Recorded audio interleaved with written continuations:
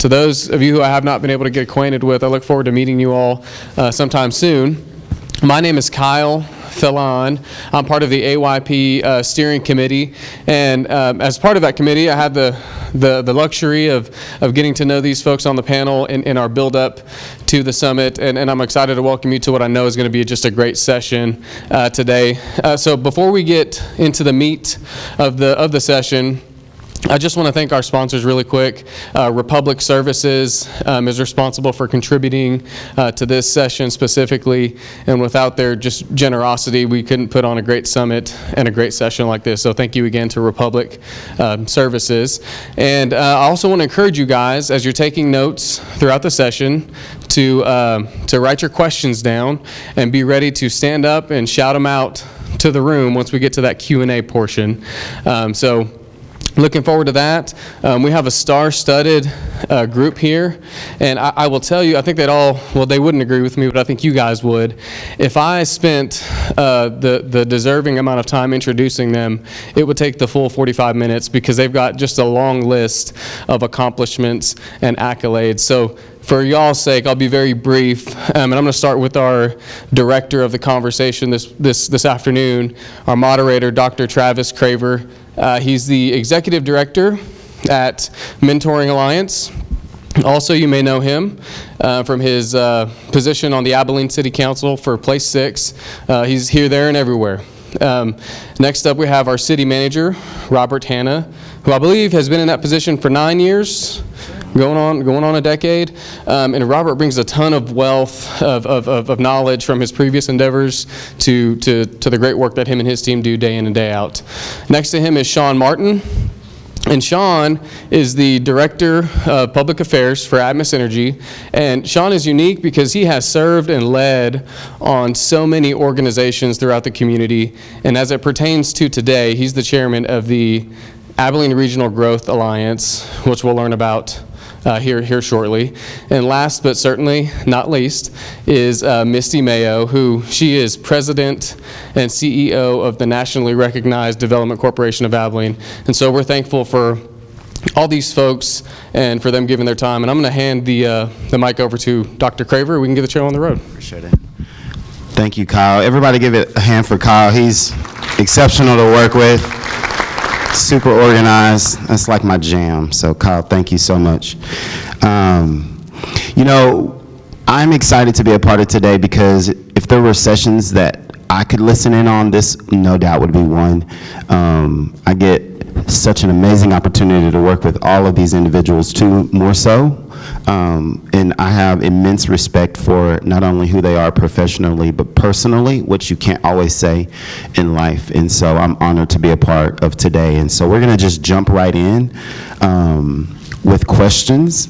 And I'm going to start with the queen, Misty.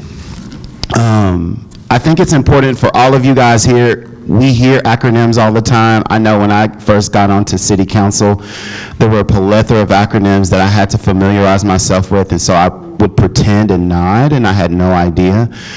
Does everyone know what DCOA means?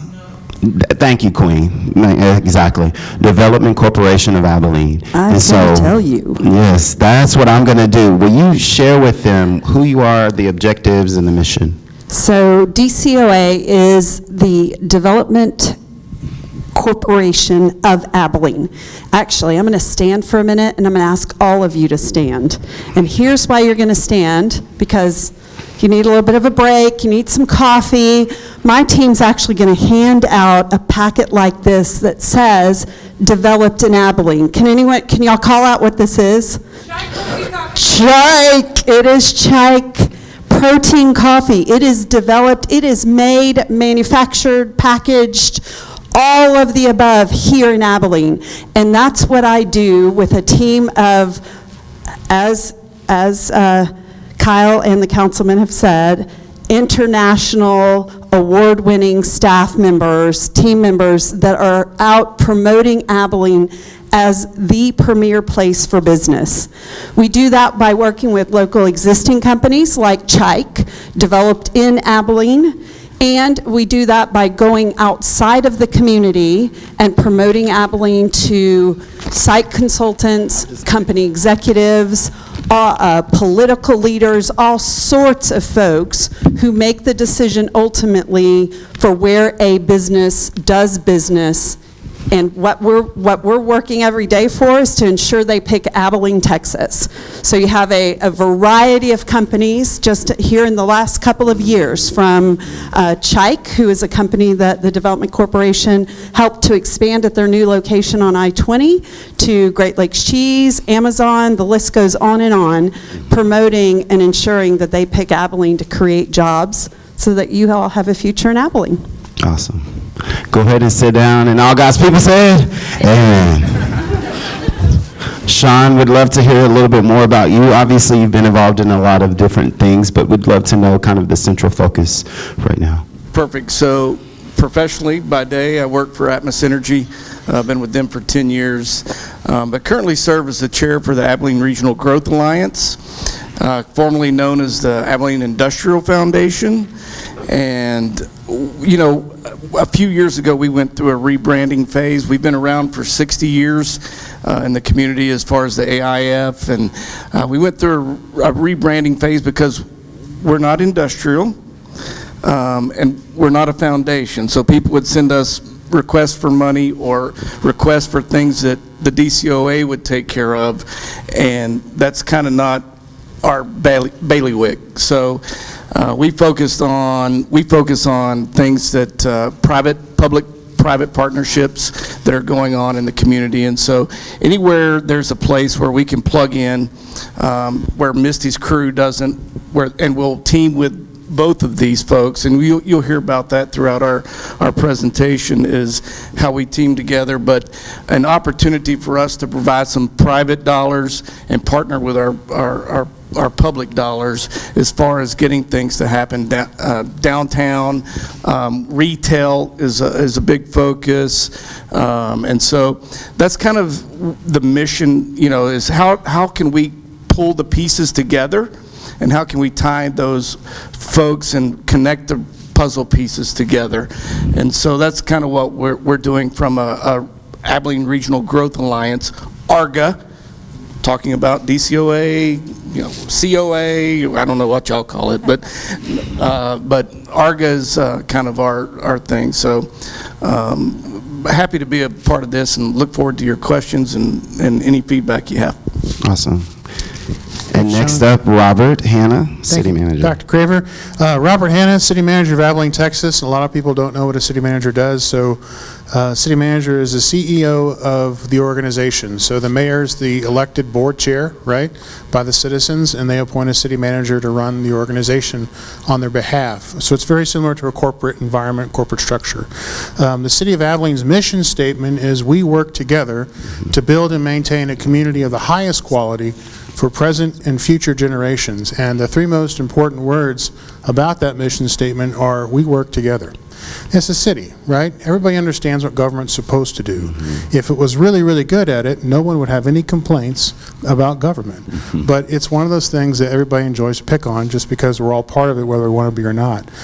One of the things I think we do really, really well here in Abilene is doing that, working together as a community, whether it be internally with the city organization itself, whether it be working with our nonprofit partners, members of the community, seeking collaboration with our neighbors. It's just something that I'm proud to be a part of. We have Dr. Craver, close your ears.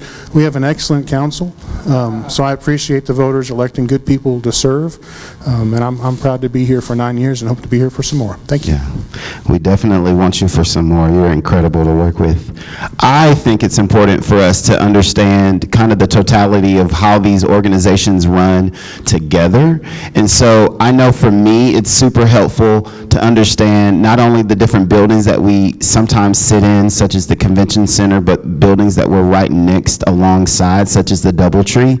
And so this second question kind of tails the end off of one word that you've heard them say consecutively many times is collaboration. And so, Robert, I think it would be helpful, as we all know, what are we next to? What's the brand new building built next to the convention center? The DoubleTree Hotel. And so if we're thinking about collaboration, and Sean mentioned this earlier, I think, I'm not going to say dumb it down because you're not dumbing it down, but make it more simplified in terms of sharing the collaboration effort that went into effect that maybe made that possible. Absolutely. So everybody gets to see the beautiful building across the street, and for those that saw it go up, that were here, that saw it under construction, it was a lot of effort.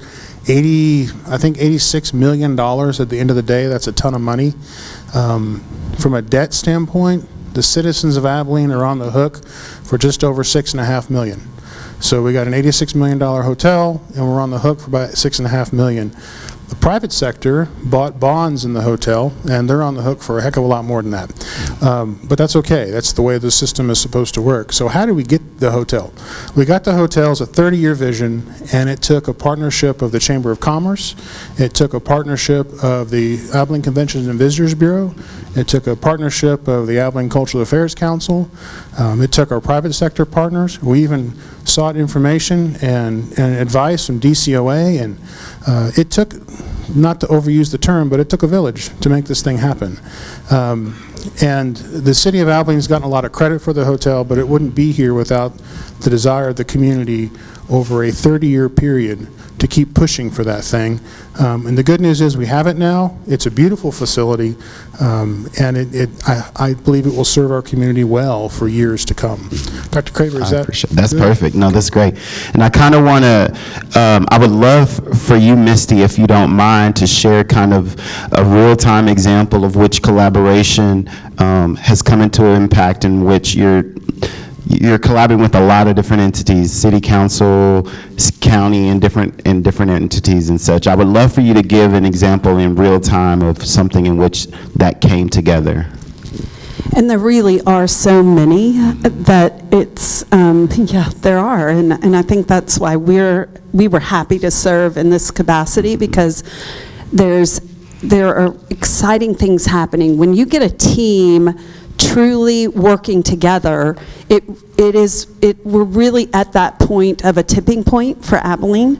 You know, I see some nonprofit leaders in the room. I see some business leaders in the room. I see future leaders in the room.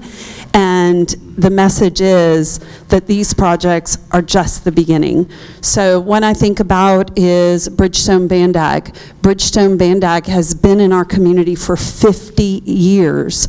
And through the efforts of the Development Corporation, constantly calling on them and developing real relationships, we were then able to introduce them to city professionals like the manager, and then the business stakeholders like Sean, to ensure that they can stay in Abilene, grow in Abilene, and prosper. That's just one example. I'll give you kind of a career highlight example is Lancium, a technology company, and the project was is in the $1 billion. It's over $2 billion the company has committed to invest in our community. That happens over decades. You know, it's not this is not a drive-through where you get it quick. These are true investments and true partnerships. The company commits to the community, and the community commits back to companies. And Lancium, when you start talking in billions, you have to have the city, you have to have the county. And when, as an economic development professional, when I can get the city and the county, the staff, the elected officials, everyone on the same team, playing the same game, wearing the same jerseys, that's the incredible result, is a Lancium technology company that's committed an enormous investment in our community, but truly a team effort. I would love for you, Sean, to share kind of from your own personal perspective an experience in which you've seen that play out as well for them. Yeah, so from a growth alliance, from an ARGA piece, you know, we're all looking at the same goal. We want to make Abilene better.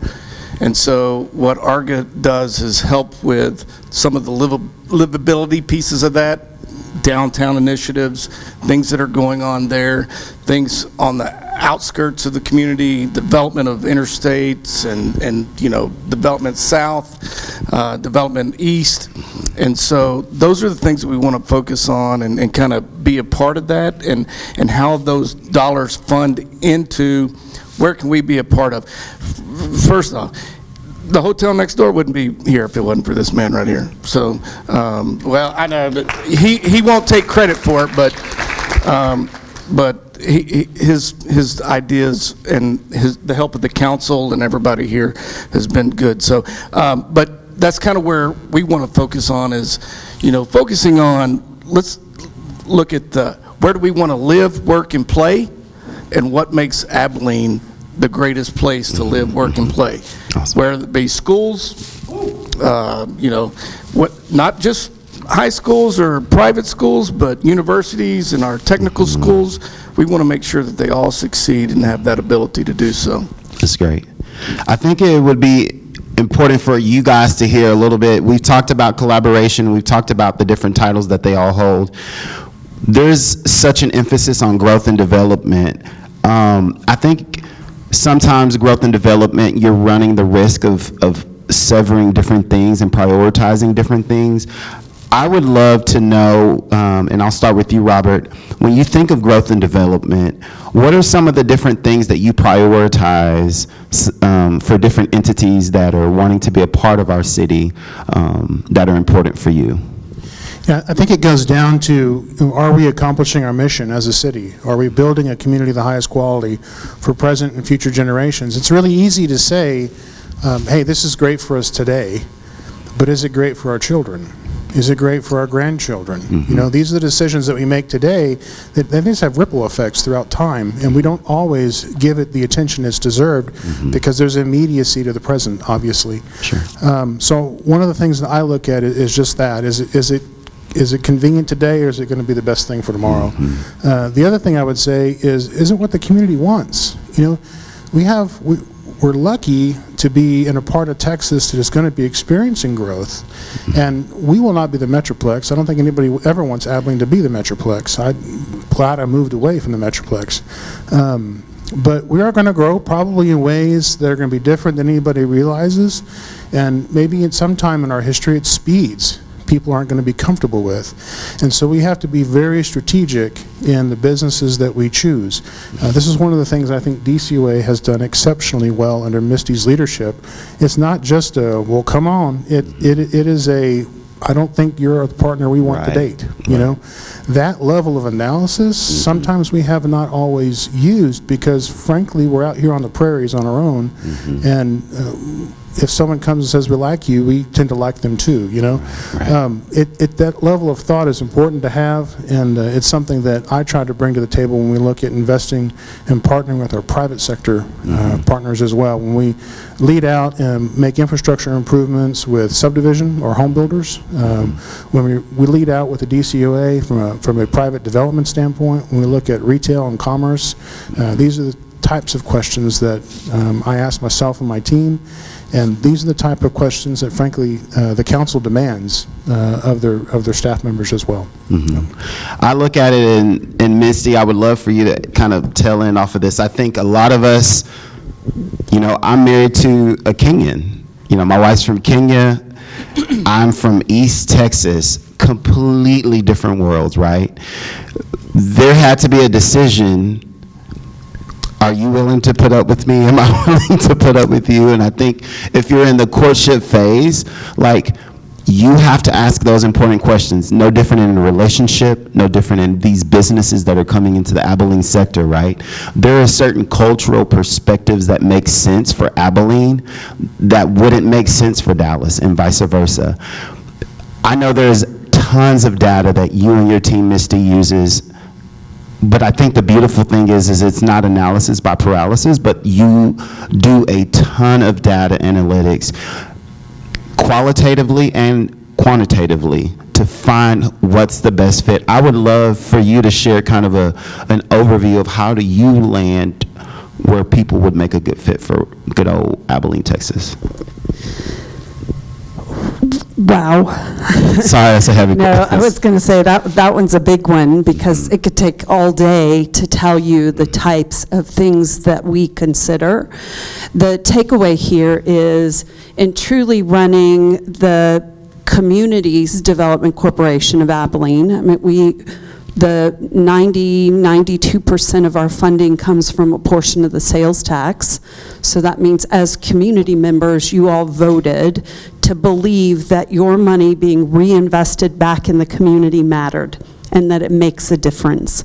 And when we're spending $1 by investing it back into the community, it's now returning over $50 back to the community.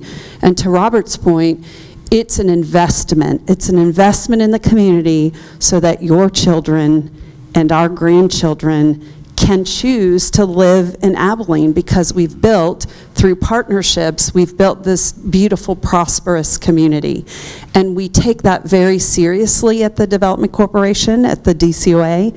We also run the Develop Abilene brand. So if some of you are wondering how does that tie together, I'm in charge of the DCOA as well as the Develop Abilene brand that we leverage outside of the community. And in taking that seriously, every prospect, to Robert's point, we fully research. I mean, down to, we look up their address to make sure there's really a building there. So, because that's a thing. People create companies that aren't real. People create companies that the funding sources perhaps can't be verified. So once we fully vet the company, then we look at return on investment. And return on investment can include number of jobs, the wages of the jobs, the time in which those jobs are going to be hired. Return on investment is a separate category from actually researching the company.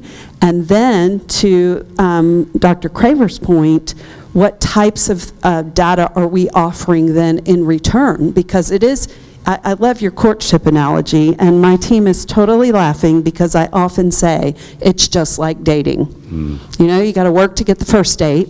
Then at the first date, you have to figure out, do you want to date them again? And it's a mutual thing, right? It's never one-sided. It is truly what we call a partnership with the company. And we date along, sometimes as long as 2 or 3 years. I mean, I've met companies there were companies in my former job that I dated, if we're going to use that analogy, that are just now 22 years later making an announcement for the community in which I courted them for. Other types of information to answer your question specifically, it's not quite that simple.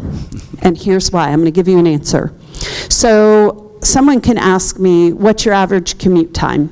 Abilene, it's nothing. I mean, I know when you're sitting in traffic, we feel like, oh, the traffic's so bad. It is nothing. It's like 13 minutes, right? I've lived in a community where it was 47 minutes. There are communities close to us that it's 1 hour and 10 minutes, okay? However, it's not quite that simple. If I told a prospect that our commute time's under 20 minutes, that's not what they want to know. What they want to know is if they live downtown and their workforce lives downtown, how long is it going to take them to get over to Great Lakes Cheese? How long is it going to take them to get to the airport? Is there a bridge they have to cross that has particular congestion? We all know if you come from the south, there's 1 or 2 lights that you're going to sit at for about 15 minutes because in the morning, I see some head shaking. I do that. I do the commute with my kids, taking a kid to Adams. There's one particular spot. If I don't hit it just right, it's an extra 10 minutes. That's why the companies value the relationship with the community because we're offering expertise about the community. Even things Sean's mentioned about the livability as well. Those things matter. Yeah. Really long answer. I apologize, but it's because it's such a complex business. It is. Right? It is. Anything you want to add, Sean? As one of our former mayors used to say, Mayor Archibald would say, it's not about quantity, it's about the quality of life. And I think that's kind of what the theme is there. That's all I got on that. Absolutely. I will say, though, if we're going to use the dating analogy, you can get so picky, you're never going to get married. That's right. Because that person does not exist. Does not exist. That's right. That's right. You got to find your right person, not That's your it. perfect person. That's it. It's a decision for sure. I wanted to give you guys an opportunity to ask questions that I've not thought of, or the intelligent Kyle hasn't thought of. And so I know there's some things percolating out there outside of anybody on the school board. I'm just kidding. Do I have to get up and walk? So I'll go to you, Cameron, first, but any of you guys, if you have any questions, let me know. This is not a school board question, I promise. So if y'all don't know, we have 67 airmen here participating in this leadership summit this year. Well, my question really is, and y'all three are perfect to ask this, we've basically got a quote-unquote city on the west side of this town attached to Abilene with Dyess Air Force Base. How do y'all envision the airmen in the future growth of Abilene as a community, not just from a base perspective, but just from them being a part of this community moving forward? That's a difficult question, but a great one. So Cameron and I had lunch last week, and we kind of tackled this very concept. And one of the things, thank you, it's a softball. One of the things that we're going to do is I'm going to have my leadership team meet with the First Sergeant Council at Dyess Air Force Base. I get to talk to the leadership of Dyess often, but I don't get to hear from the men and the airmen. I just don't.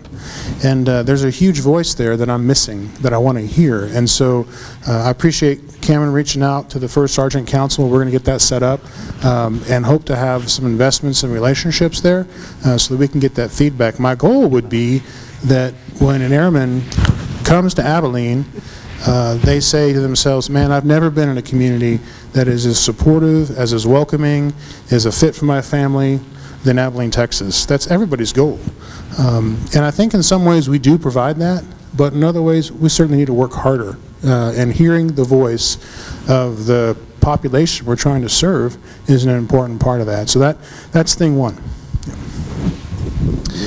Yeah, so let's look at it. Dyess is America's lift and strike base. Okay? C-130s, B-1s, and soon to be the B-21. We are America's lift and strike base at Dyess Air Force Base. And when folks come out to our place at Atmos in 5 Points Business Park, when those planes fly over and people haven't been around, they're like, what is that noise? Like, that's the sound of freedom. And that's what that base means to this community.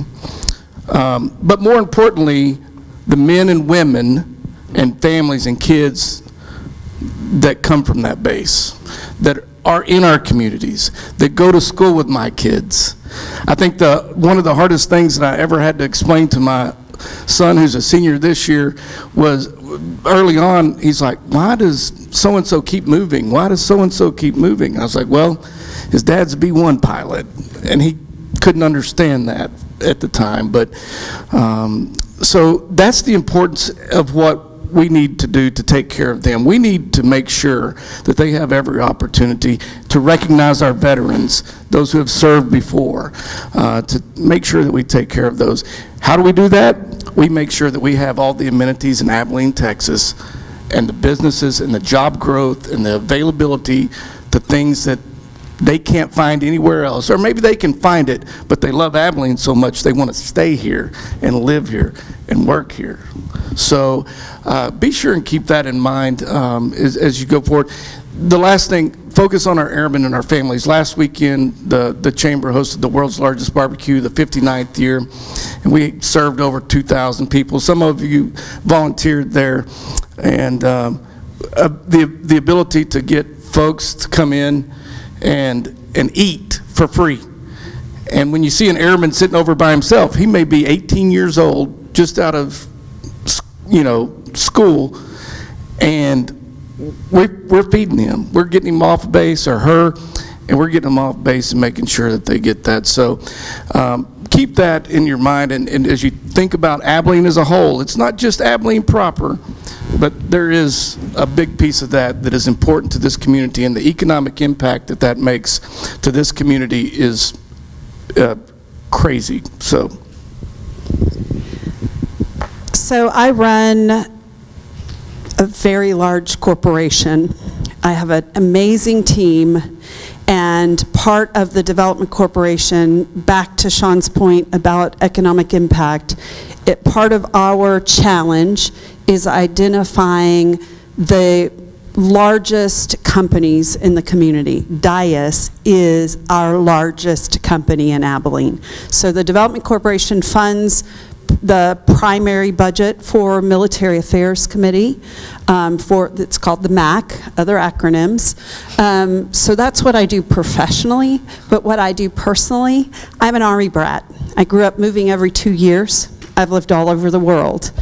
I had no idea, or I have an idea, of the sacrifice that the women, children, men that are married, the spouse, not assuming that the spouse is a woman. Again, that's showing you my age, because back in the 70s, they were mostly women, the spouses, but the spouses and the children make. So anything you can do to support those families are critical. And here's a plug. There's a program called Home Away from Home. My husband and I, 3 months after arriving in Abilene, because I'm an Army brat, you technically adopt, you're a host family. We adopted 2 young airmen. One was 18, one was 19. And you want to talk about the need to be a part of community.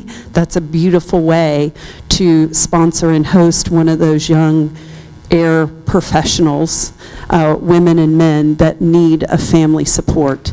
There's not an age requirement on that, by the way. So if you want more information, I'll send it to you. Home Away from Home. Awesome. Next question. First, I want to say thank you. I'm a veteran myself, and so everything that you did following up that question. The other thing I would say is there's a reason why it's called the Abilene Trophy. So Air Mobility Command has a trophy. Bottom line is Abilene won the trophy so much, the Air Force came to Abilene and said, hey, we got a deal for you. No one else is even wanting to apply to it because you guys kill it every year, so we're going to rename it. The Military Affairs Committee is going to go out to different communities across the U.S. and give it to them. So just the fact that the trophy that the Air Force has is named the Abilene Trophy should say all that you need to know about that. My question is, you talk about the future and you want to make sure that we have a future that our kids and our grandkids can, right? So what are some of the businesses, thinking about businesses that are going to be popular in the future in like maybe 20 years from now, what are some of the businesses that you're looking to possibly recruit, or where would you see some of the major industries that might be coming to Abilene as we want to grow in quantity, or excuse me, quality, not necessarily quantity? That's a fabulous question, and really what I'm charged from my board, that's like a corporate board of directors, they are appointed by city council, they're selected by the mayor and appointed by city council. My job is to look 20, 30, 40 years out at that, and we've run competitive analysis, we run industry analysis, all part of what Councilman Craver has noted, and in that, looking at the types of jobs that are going to be tomorrow and in the future. So you can follow the QR code on the back of your chai coffee, and you can see our current industry targets, and then our future forward thinking are a little bit more proprietary, but I'll tell you it's technology.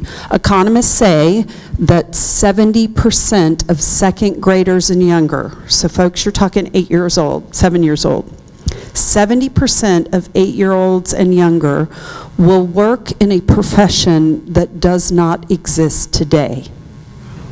So what we're doing from the Development Corporation standpoint is going to things like last week we had a team member at Data Center World.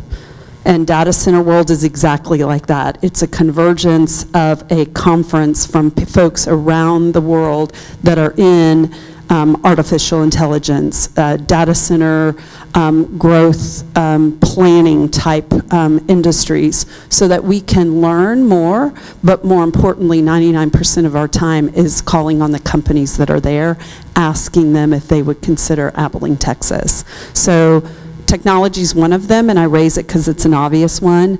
There are things that aren't quite as obvious, and that is advanced technology. It's no secret that around the United States there are fewer and fewer workers. That's a challenge for Abilene. It's a challenge for any town USA right now. So companies are having to get more creative about technology and how they leverage that technology, particularly manufacturers. It's a great segue in what I wanted to say in the city's role in that. And, you know, the DCOA and ARGA and the city of Abilene was almost like a relay team, right? We all have different stretches to go when we pass the baton. So our part of the baton is infrastructure, right? And that's why we're doing the improvements on Cypress Street. I'm going to amen. Yeah, it's because it's about having an attractive workforce, being able to attract and retain a workforce that can fill the jobs we have. And we are competing on a global scale. We're not just competing with Merkel and Ty and Lawn and all these other communities in our area. We're competing with Fort Worth, Dallas, Austin, San Antonio, Seattle, you name it. China, we're competing with everybody. That's just the nature of the world we live in today. And so we have to have a place that's compelling, that people want to locate to, raise their families in, and feel like there's an environment that I like being here. You know, it's not a great, it's Friday, I'm going to hop on the truck and drive someplace else because I don't like where I live. That's a horrible feeling, and we don't want that to happen to our community. I don't think it is happening that way now, and I want to make sure in the future we have the investments to make sure we attract and retain all the families. So that's our part. Good, and I think from the ARGA standpoint is entrepreneurship and small businesses. And if you think about how many small business owners, well, you don't have to show your hands if you own a small business, but if you want to, you can. But what's going on in downtown and the surrounding parts of Abilene with our small business development programs and things that are going on and all the opportunities that are available, that's exciting, right? That small business piece, that entrepreneurship spirit, those things that help drive other parts that make it great for people to come. So ultimately, this right here, this started, it's a total relay. So it started with things that ARGA does to help two guys, Remy and Jason, who started this company. Once the company got big enough, about 5, 6, 7 years, they needed capital infusion. They needed a partner that could help them know how to grow. They needed a building. They needed so many things that the city would address infrastructure-wise, and then the DCOA could address for site selection and helping them actually build out on that I-20 facility and repurposing an old dilapidated building that didn't show well for the community. So a real community spirit story. We have about 3 minutes, and I told Tim I'd let him answer this question. One of you only may be able to answer it, but here you go. Sorry. Hey, I'm Tim. I work at Woodson Center for Excellence here in Abilene ISD. We talk a lot about quality of life and economic development. We work with a population of students that come from the economically disadvantaged part of Abilene. What does it look like for us to make progress and to move forward without leaving those families and those people behind? That's a great question, and I think I go back to our mission. We work together. We have to be honest with ourselves and identify when we're not doing that, and be adult enough to have the conversation without pointing fingers and about that's not my area, or I don't do that, and then address the issue. So part of it is getting the right people in the room with the right attitude to have the right conversation. I'll say this as an example. We've been having pretty spirited feedback with some of the family members that go to Taylor Elementary about the traffic chaos that's there. And the city's going to commission a new engineering study to work that's going to look at district property, but also the city's road, how we can solve that, because nobody wants a child to get run over. And if you're one of the parents that drops your kid off on the other side of the road and makes them walk across that, please reconsider that choice. There's a better way to do that.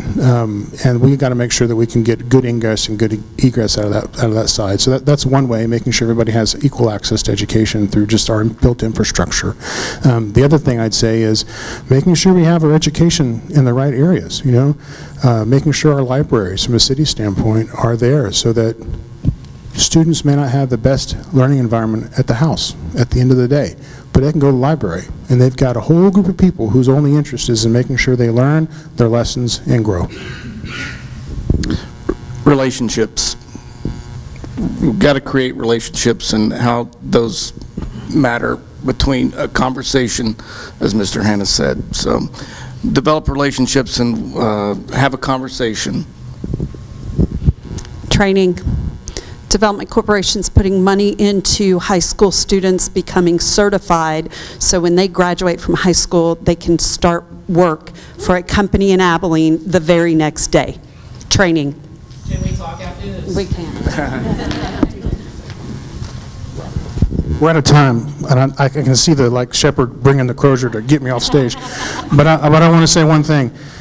Y'all are leaders already in our community, and I need you. I need you on our boards, and I need you on our commissions. Oftentimes, we appoint people to boards and commissions who, I've been in Abilene for 50 years, and I've been all these things, and I'm credentialed for all this way. And that's one voice. But there's 125,000 people in this community, and you represent a part of those voices. I need you on those boards and commissions. So if you've not thought about it, I am asking you to think about it. It's important. It's imperative if we're going to have a community that reflects all of us. We have all of us at the table. That's perfect. I was one of you guys, and people voted me into council, so it's obvious, it's possible. I'm so honored. I said I wasn't going to say anything. Can I say, guys, these people, Stephanie, Kyle, can we give them a hand really quick? You guys are amazing. And obviously them, give them a hand as well. I'm just honored to be a part of today. Thank you, Kyle, for letting me be a part. But guys, we need you. And if you see any of us, this is the cool thing. Ask us to be on a board, to be able to serve in any capacity. We would love it. Thank you, Dr. Craver. That's a great addition and a great way to just transition into kind of the end of the day. So I want to say thank you again on behalf of everyone on the AYP steering committee and everyone involved in putting on the summit. Just thank you so much for coming out. And we have just one final program for you guys in the main hall. So go ahead and make your way out there. And thank you guys so much again for your time.